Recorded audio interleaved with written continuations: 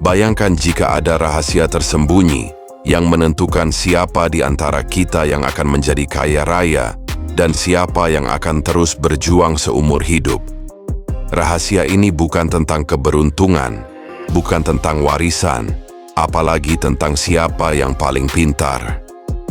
Ini tentang sesuatu yang jauh lebih dalam, sesuatu yang bekerja di alam bawah sadar kita, membentuk setiap keputusan dan setiap hasil dalam hidup kita. Pernahkah Anda merasa hidup ini seperti lingkaran setan, berjuang mati-matian, tapi hasilnya begitu-begitu saja? Merasa impian Anda terlalu besar, terlalu muluk, bahkan mungkin sedikit serakah jika diungkapkan? Jika iya, Anda tidak sendiri. Kita semua, sejak kecil, seringkali diprogram untuk percaya pada batasan-batasan yang sebenarnya tidak ada. Kita diajarkan bahwa uang itu akar dari segala kejahatan, atau bahwa menginginkan lebih itu sama dengan keserakahan. Frasa-frasa seperti uang tidak membawa kebahagiaan, atau siapa yang serakah akan kehilangan segalanya, menjadi tembok tak terlihat yang membatasi potensi kita tanpa kita sadari. Kisah api dan utang. Dari pemadam kebakaran menuju kebebasan finansial, saya akan berbagi kisah nyata yang mungkin akan membuat Anda terkejut. Kisah seorang pria yang dulunya adalah petugas pemadam kebakaran, terjebak dalam lautan utang. Bayangkan, gaji pas-pasan, utang menumpuk, dan pikiran selalu diselimuti rasa putus asa. Setiap hari batinnya berbisik, "Ini bukan untukmu, terimalah saja nasibmu." Apakah Anda pernah merasakan hal serupa? Rasa pasrah yang menggerogoti semangat? Coba bagikan pengalaman Anda di kolom komentar. Pria ini, sebut saja Pak Budi, adalah gambaran banyak dari kita. Ia lahir dan tumbuh dengan keyakinan bahwa terlahir miskin berarti dihukum seumur hidup.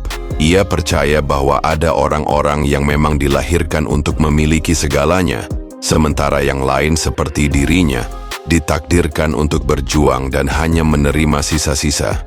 Keyakinan inilah yang menjadi rantai tak terlihat, mengikatnya pada kondisi finansial yang stagnan.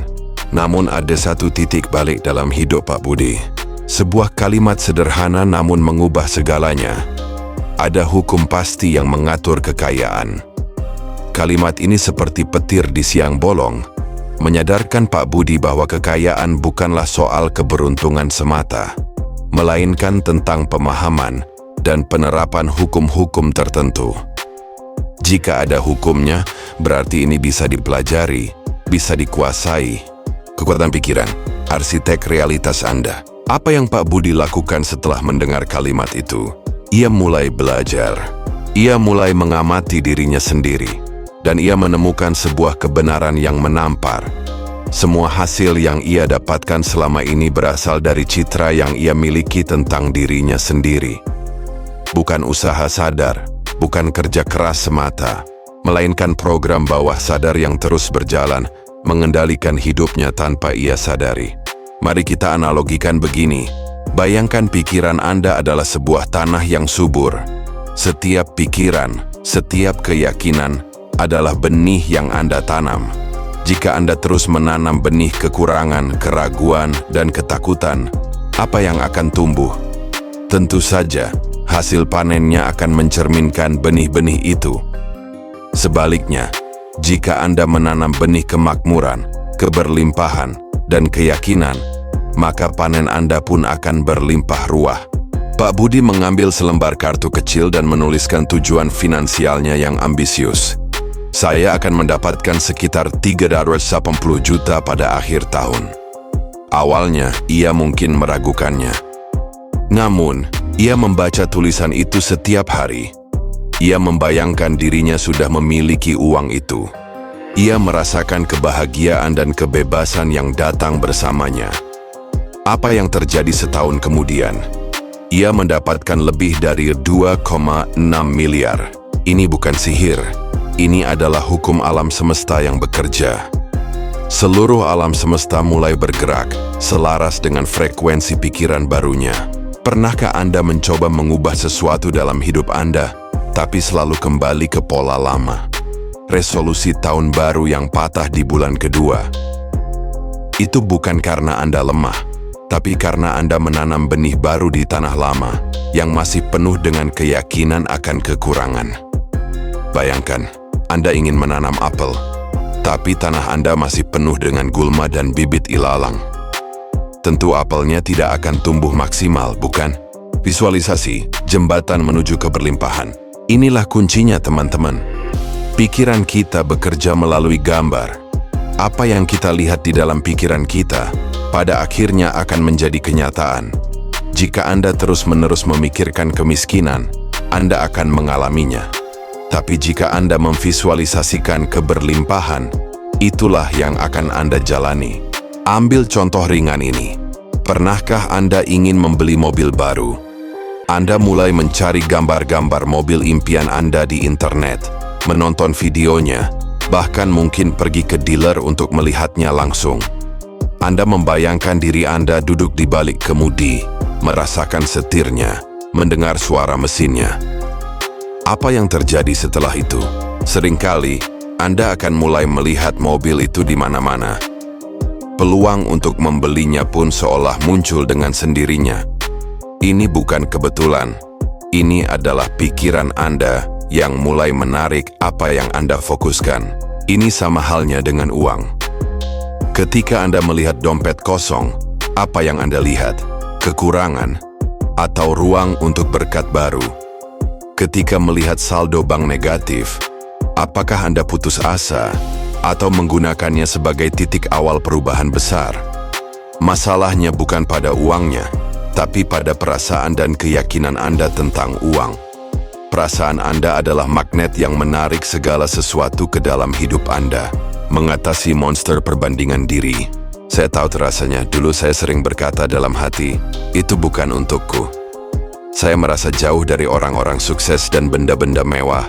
Saya melihat mobil mewah dan rumah megah, lalu berpikir, mereka bisa, saya tidak. Tapi saya tidak pernah bertanya, kenapa tidak? Apa yang menghalangi? Apakah kurangnya uang? Atau kurangnya gambaran diri yang makmur dalam pikiran saya?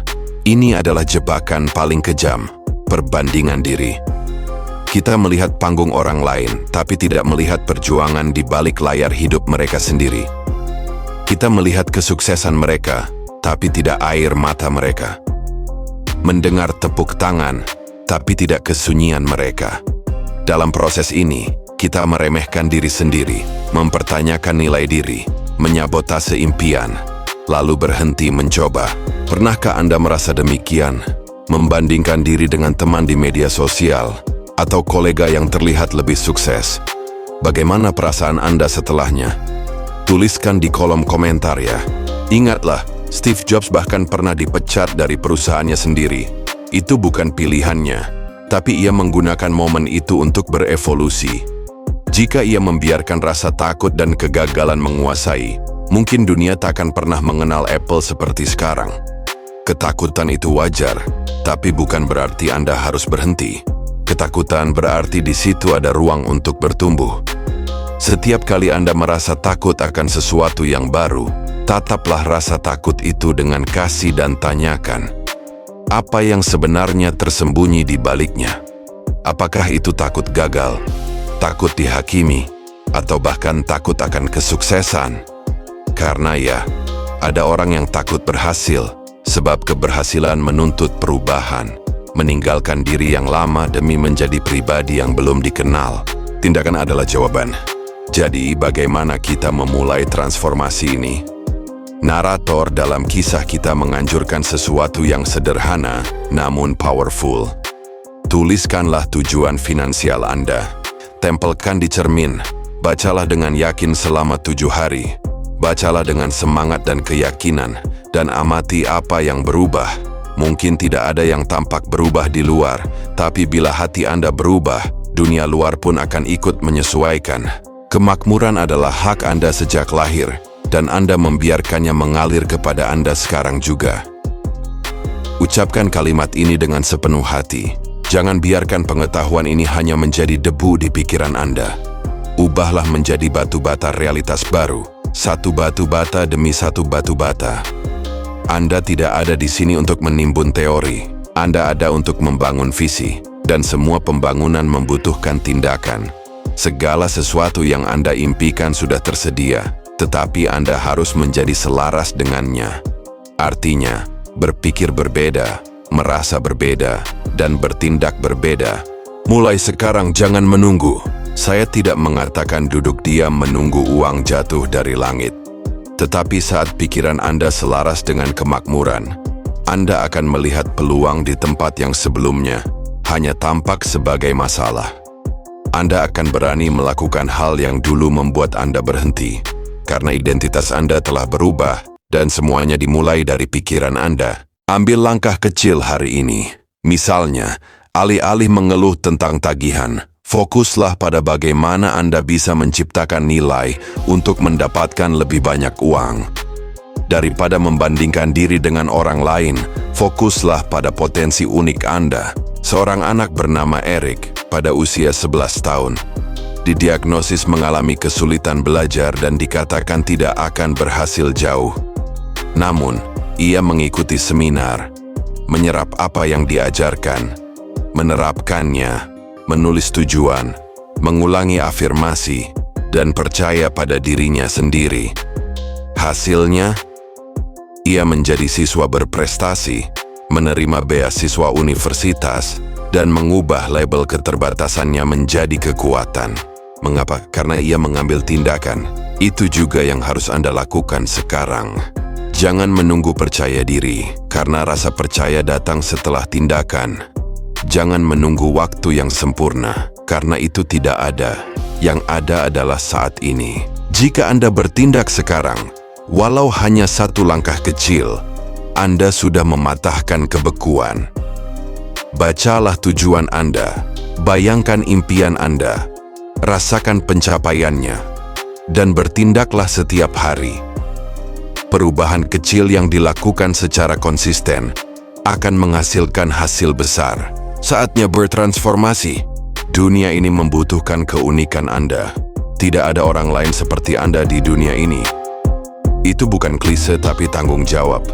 Karena jika Anda tidak mengambil tempat Anda, dunia akan kehilangan sesuatu yang hanya Anda yang bisa berikan. Transformasi terjadi dalam gerakan, bukan pada apa yang Anda ketahui, tetapi pada apa yang Anda lakukan. Bahkan ketika Anda ragu, tindakan Anda akan dijawab oleh semesta dengan kejelasan. Sekarang, setelah kebenaran ini ada di dalam diri Anda, lanjutkanlah. Bagaimana perasaan Anda setelah mendengar kisah ini? Apakah ada ide atau pemikiran baru yang muncul? Jangan ragu untuk berbagi di kolom komentar di bawah. Saya ingin mendengar cerita Anda. Jika video ini memberikan nilai untuk Anda, jangan lupa untuk like video ini, subscribe ke channel kami, agar tidak ketinggalan inspirasi lainnya, dan share video ini kepada teman-teman atau keluarga yang mungkin membutuhkan dorongan ini. Mari kita bersama-sama menciptakan kehidupan yang lebih baik, dimulai dari pikiran kita. Sampai jumpa di video selanjutnya.